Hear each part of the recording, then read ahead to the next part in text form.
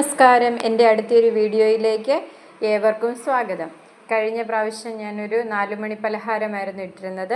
അടുത്ത എൻ്റെ വീഡിയോയെ ഈ പയർ വെച്ചിട്ടുള്ള ഒരു തോരനാണ്. പലരും പല രീതിയിലാണ് തോരൻ വെക്കുന്നത്. അപ്പോൾ ഇന്ന് എൻ്റേതായ രീതിയിൽ ഒരു പയർ തോരനാണ് ഞാൻ തയ്യാറാക്കാൻ പോകുന്നത്. ആദ്യമായി ചാനൽ കാണുന്നവർ സബ്സ്ക്രൈബും ലൈക്കും ഷെയറും ചെയ്യണം.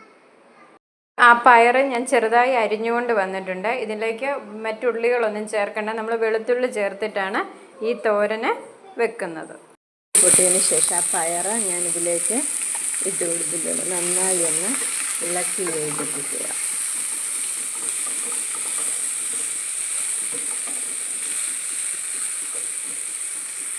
ഉപ്പൂടിട്ട് നന്നായി ഇളക്കി ഒന്ന് യോജിപ്പിച്ചതിന് ശേഷം ഒരു അല്പം വെള്ളവും കൂടെ ഒഴിച്ചു കൊടുത്ത് നമുക്കിനി ഇത് അടച്ചു വെച്ച് ഒന്ന് വേവിച്ചെടുക്കാം.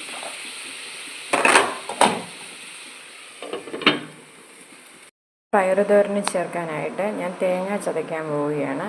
അതിന് ഒരു പച്ചമുളകും ഒരു 3-4 അല്ലി വെളുത്തുള്ളി, അല്പം മഞ്ഞൾപ്പൊടി, ഇത്രയും ചേർത്താണ് ചതച്ചു കൊണ്ടുവരാം. ഇതുപോലെ ഒന്ന് ചതച്ചെടുത്താൽ മതി.